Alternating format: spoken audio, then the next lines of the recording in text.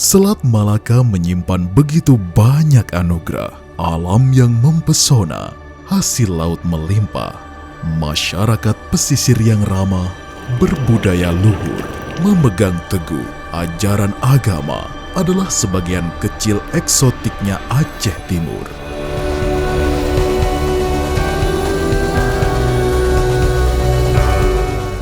Kilau hamparan pasir bak tanah titipan surga, pantai Pelangi Matang Raya seakan menjadi serpihan surga yang terselip di Selat Malaka.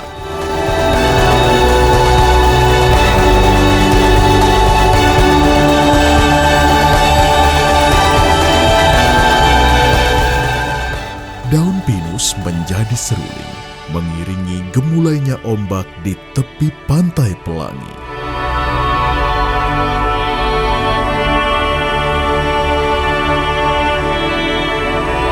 Kehangatan keluarga seakan begitu cepat berlalu, melewati kebahagiaan bersama penuh suka, sembari menikmati segarnya air kelapa muda.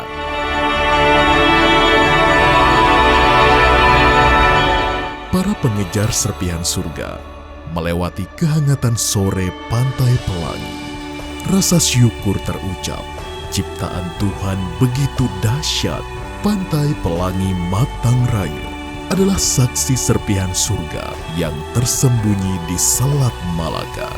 Dan itu ada di sini, Aceh Timur.